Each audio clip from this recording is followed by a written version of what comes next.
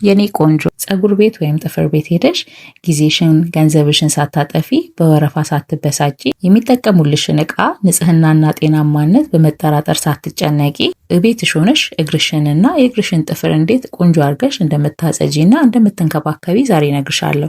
ይኸውልሽ የኔ ቆንጆ እንደዚህ አይነት ላንቺ የሚጠቅምና የሚያስተምር ቪዲዮዎችን በየጊዜው ስለምለቅልሽ ቻናሉን ሰብስክራይብ አድርገሽ የደውል ምልክቱን በመጫንና ላይክ እንዲሁም ሼር በማድረግ ለሌሎች ቆንጆ እህቶቻችን እንዲደርሳቸው በማድረግ ትተባበሪኛለሽ። እኛ ሴቶች ራሳችንን ስንጠብቅና ስንንከባከብ የትኛውም እድሜ ክልል ውስጥ ብንሆን የሚሰማን ሰላምና ደስታ ወደር የለውም። በዚህ አጋጣሚ እስቲ ስለ እግር አጠባበቅ ወይም ደግሞ በእንግሊዘኛው ፔዲኪዩር ስለምንለው ሳይንሳዊ ጠቀሜታዎች መካከል የተወሰኑትን ልጥቀስልሽ።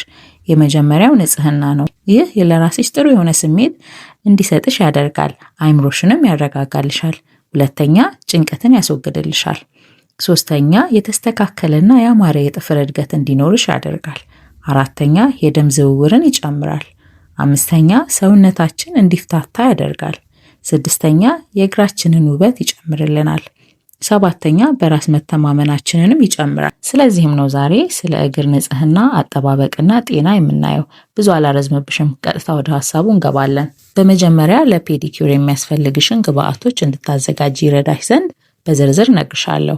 አንደኛ ጥጥ፣ ሁለተኛ ሪሙቨር ወይም ደግሞ የጥፍር ቀለም ማስለቀቂያ፣ ሶስተኛ ሻምፖ፣ አራተኛ ጥፍር መቁረጫ፣ አምስተኛ የተረከዝ ማሻ፣ ስድስተኛ ሞረድ፣ ሰባተኛ መታሻ፣ ስምንተኛ ስክራብ እንደ ምርጫሽ፣ ዘጠነኛ ሎሽን፣ አስረኛ ጨው፣ 11ኛ አቼቶ። ቀጥሎ ደግሞ አንድ በአንድ ስቴፖቹን እነግርሻለሁ።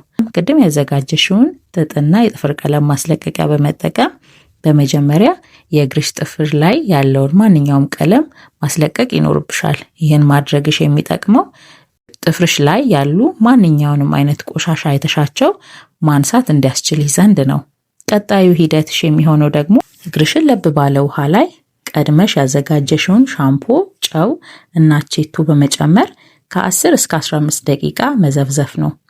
እነዚህ ግብአቶች እግርሽ ላይ ያለውን የሞተ ቆዳ ከፍ ከፍ እንዲልና ለማለስለስ ይረዳል። የሞተ ቆዳሽ መለስለሱ በቀላሉ እያሸኑ ለማስወገድ እንዲረዳን ዘንድ ነው። ከዚያም በመቀጠል የገላ መታሻ ጓንትሽን በማድረግ የተረከዝ ማሻውን በመያዝ ተረከዝሽን ማሸት ትጀምሪያለሽ። አሁን እግርሽን ለብ ባለ ውሃ በደንብ ስለዘፈዘፍሽው በቀላሉ በምታሽበት ጊዜ የሞቱ ቆዳዎችሽ የተፈረፈሩ ይነሳሉ።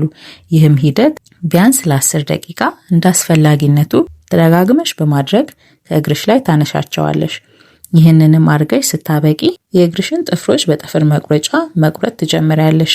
እዚህ ጋር ማስተዋል ያለብሽ ነገር ቢኖር ጥፍርሽን ስትቆርጪ በአራት ማዕዘን ቅርጽ መሆን አለበት። ምክንያቱም ኦቫል ወይም ደግሞ ክብ ቅርጽ አድርገሽ ከቆረጥሽው በእንግሊዘኛው ኢንግሮን ኔል የምንለው እንዲፈጠር ያደርጋል።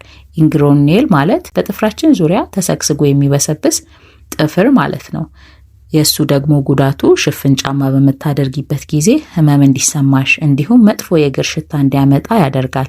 ስለዚህም ጥፍርሽ ተጣሞ እንዳይበቅል ቅርጹን በአራት ማዕዘን አድርገሽ መሞረድ እና መቁረጥ እንዳትረሺ።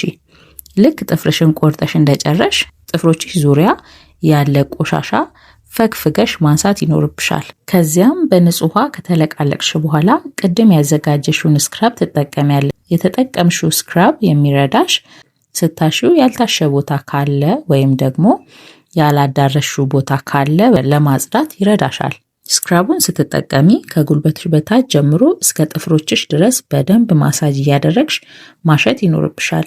ቢያንስ ለ5 ደቂቃ ስክራቡን እግርሽ ላይ አቆይተሹ በንጹህ ውሃ ትለቃለቂዋለሽ። ይህን ካደረግሽ በኋላ በፎጣ እግርሽ ላይ ያለውን ውሃ ታደርቂዋለሽ። ከዚያም በቤትሽ ያለውን ማንኛውንም አይነት ሎሽን በደንብ ማሳጅ እያደረግሽ እግርሽን ትቀቢዋለሽ። ግዴታ ባይሆንም የሰውነት ቅባት ወይም ደግሞ ቦዲ ኦይል እላዩ ላይ መደረብ የበለጠ የሚያንጸባርቅና የለሰለሰ እግር እንዲኖርሽ ያደርጋል። እናም የኔ ቆንጆ ከቤትሽ ሆነሽ ነፃነትሽን አግኝተሽ የምትወጂውን ቡና እየጠጣሽ የሚመችሽን ፊልም አሊያም መዝሙር ወይም ሙዚቃ እየሰማሽ ራስሽን እየተንከባከብሽ ጣፋጭና ደስ የሚል ጊዜ ማሳለፍ ትችያለሽ። ይህ ቪዲዮ ከጠቀመሽ ላይክ፣ ሰብስክራይብ እንዲሁም ይጠቅማታል ብለሽ ለምታስቢያት እንስት በመላክ ሼር በማድረግ በቀጣይ የምንለቃቸውን ቪዲዮዎች እንዲደርስሽ ታድርጊ።